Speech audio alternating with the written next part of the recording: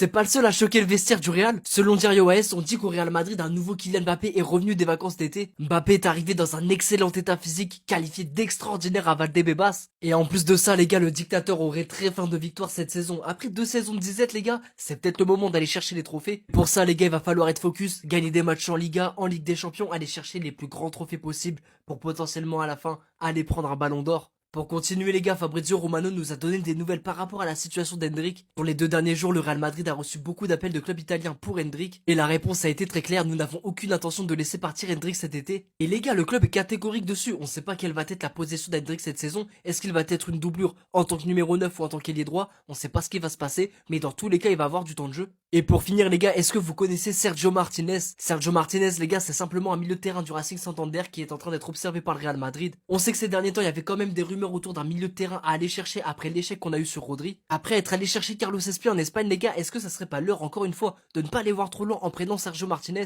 Personnellement je connais pas le profil mais les gars vous savez déjà si vous le connaissez, n'hésitez pas à me dire ce que vous pensez de tout ça en commentaire et comme d'hab n'oubliez pas de vous abonner pour m'envoyer de la force. Il vient de gâcher les plans de Mourinho. Alors que tout le monde pensait qu'il ne serait pas là, il s'est battu comme un ouf pour la saison blanche. À côté de ça, alors que Pérez veut ramener un champion du monde, Valverde pourrait voler le rôle à Tchouaméni. Mais avant tout ça, Madrid considère qu'avec la forme actuelle d'Mbappé, il pourrait faire oublier la legacy de Ronaldo à tous les Madrilènes. On l'a vu lors du match amical qu'il a toujours pas désactivé le mode Coupe du Monde. La Liga et la Ligue des Champions, ce sera du beurre. Et d'ailleurs, dans le 4-2-3-1 de Mourinho, il y aura que Mbappé, Vinicius, Diomandé et Bellingham qui seront intouchables. Alors qu'Aurélien Tchouaméni Nganou, il était blessé, il sera bel et bien convoqué contre l'Espagnol. Il est de retour. Quand il a vu que Mourinho voulait donner plus de responsabilités défensives à son pire ennemi Valverde, il a boosté sa récupération. Et maintenant, déjà qu'on sait pas comment faire jouer Arda Güler, le Real Madrid pourrait signer un autre joueur cet été. Il s'agirait d'un milieu. Qui a dit qu'on n'allait pas signer un milieu de terrain champion du monde? Mourinho aurait donné son feu vert pour Zubimendi cet été. Il conserve très bien le ballon, mais pourquoi il est sur le banc avec Arsenal?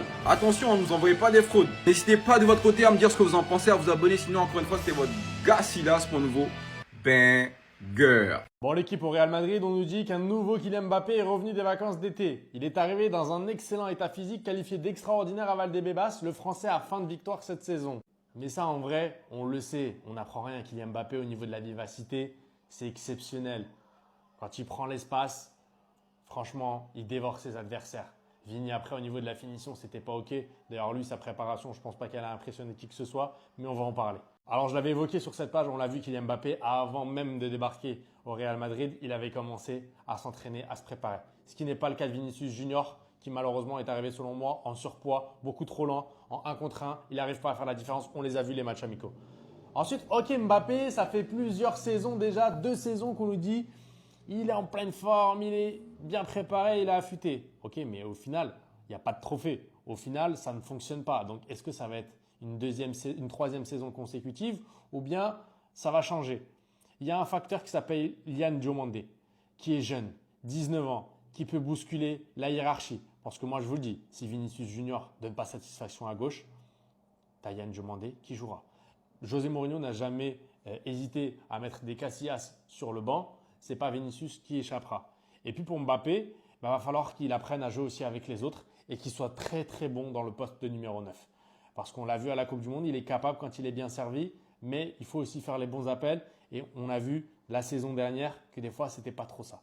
Donc, dites-moi ce que vous en pensez en commentaire, les amis. Est-ce que la MVD, parce qu'on va l'appeler comme ça, va donner satisfaction ou bien il va falloir qu'il y en ait qui tirent le banc quelques matchs pour pouvoir se réveiller et enfin donner au Real Madrid ce qu'il mérite, c'est-à-dire des titres. Cette fois-ci, ça commence vraiment. Alors que Mourinho signait enfin son nouveau contrat avec le Real Madrid, pendant ce temps, son équipe, et plus précisément Diomandé sur le clip, est en train de préparer le premier match du championnat de la saison, pour un premier match sur lequel des bases ont déjà été installées. Après que la globalité de ces joueurs ont participé à une pré-saison physique significative, vous rappelant que c'est l'une des raisons pour laquelle le Real Madrid n'a pas voyagé durant cet été. Il était essentiel pour Mourinho de rester au centre et de multiplier les séances d'entraînement. C'est d'ailleurs l'une des raisons pour laquelle certains semblaient fatigués lors des matchs amicaux. Une fatigue qui ne se ressent visiblement pas chez Kylian Mbappé, vu que celui-ci est revenu dans un excellent état physique qualifié sensationnel au centre d'entraînement, ce qui n'aura absolument aucun doute dans sa titularisation lors du premier match, tout comme il nous a été indiqué que son duo, et d'ailleurs l'un des meilleurs joueurs de la pré-saison sous Mourinho, devrait lui aussi de son côté débuter, laissant ainsi de la place à Bellingham pour éventuellement revenir, lui qui a été le dernier joueur à revenir au centre d'entraînement, et que c'est le plus grand dilemme de Mourinho cette saison, lui qui cherchera à mettre Bellingham et Arda Güler dans la même équipe. Quand on parle des meilleurs joueurs de la pré-saison, on ne peut bien évidemment pas écarter Huijsen qui a été énormément observé par Mourinho, qui a tiré grande satisfaction de son joueur et qui va d'ailleurs être récompensé aux côtés de Konaté pour ce premier match. Alors qu'il n'y a aucun doute sur le fait que Cucurella, et qui est notre champion du monde, sera positionné directement en tant que titulaire indiscutable dans ce poste de latéral gauche malgré son arrivée tardive au centre d'entraînement. Alors qu'il semblerait qu'on ne pourrait pas en dire autant pour Valverde sur le long terme. Bien que celui-ci est entraîné à l'heure d'aujourd'hui pour inclure un poste de double pivot, attendant une plus grande responsabilité défensive de sa part, sachant que Tchouaméni est également sur le point de retour. En rappelant que José Mourinho utilisera un 4-2-3-1 en système, travaillant d'arrache-pied sur la progression de balles hautes sur le terrain ainsi que la pression, ce qui nous donnerait donc une équipe constituée de Mbappé en tant que numéro 9 en tant que buteur. Son 14 l'incluant en première ligne est constitué de Diomandé sur le côté droit, Vinicius sur le côté gauche. Un cran derrière Jude Bellingham, bien que Arda Güler sera présent lors du premier match. On l'a vu ensemble, sont en concurrence Tchouaméni, Bernardo Silva et Valverde. Sachant que Bernardo Silva fait forte impression, j'ai hâte de voir ce qui va se passer. En défense, on retrouve ainsi Huijsen, Konaté, Rudiger et Militao qui vont se disputer. En rappelant que Militao est toujours blessé et bien qu'on parle de fraîcheur, pour l'instant on n'a que Huijsen et Konaté. Sur le côté gauche, Cucurella qui mange littéralement Carreras, qu'on se le dise. Et sur le côté droit, c'est là que la gestion la plus intéressante va avoir lieu. Deux latérales droits avec des profils bien différents, Dumfries et Trent Alexander-Arnold. Sachant que les deux joueurs ont eu le même temps de jeu durant cette préparation.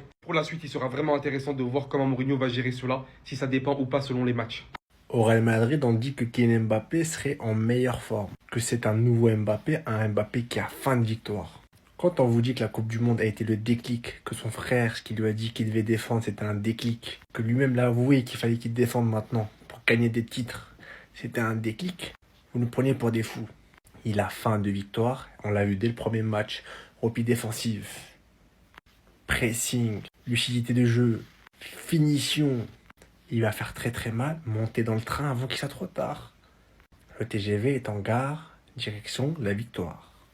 Ballon d'Or 2026, soyez là. Kylian Dictador. Les gars, est-ce qu'un jour il va arrêter les allégations contre lui? Je vous fais le topo, il y a des jeunes de la Fabrica, le centre de formation du Real Madrid qui sont assis. Mbappé, il arrive. Tout d'abord, il les regarde avec les yeux seulement. Il leur dit, les gars, vous êtes sûrs de ce que vous voulez faire, les gars? Les gars, vous voulez que je choque l'assemblée, les gars? Les gars, vous m'avez pas vu, les gars, vous êtes sûrs? Vous êtes sûrs, vous m'avez pas vu? Les petits, tout d'abord, ils ont commencé par se regarder. Après, ils se sont dit, oh, mais c'est Mbappé, c'est vrai. Souremasen, Mbappé Sama, excusez-nous, Mbappé Sama, Mbappé Dictador. Eh les gars, c'est trop une galère, les gars. Ma parole, c'est trop une galère, il va jamais stopper les allégations.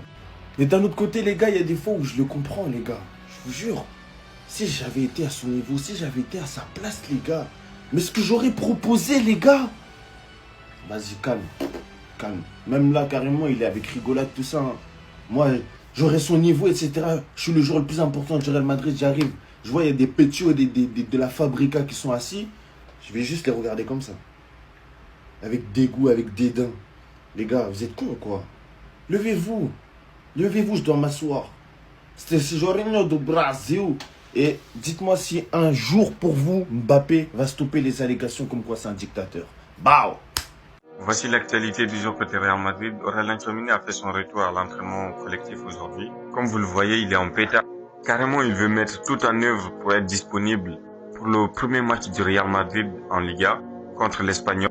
Pour ne pas vous mentir, moi j'aimerais bien qu'il reste là-bas. Selon Mario Cortegana, le Real Madrid surveille encore d'autres pistes en défenseur central et au milieu de terrain. Car José Mourinho veut encore des signatures sur les deux postes. Mais le club est clair là-dessus. Pour signer, il va falloir qu'il y ait des débats. Le Real Madrid apprécie Sergio Martinez, mais le club est réticent de payer sa clause de libéral. Tapez dans la barre de recherche, vous allez voir, c'est un joueur intéressant, Sergio Martinez.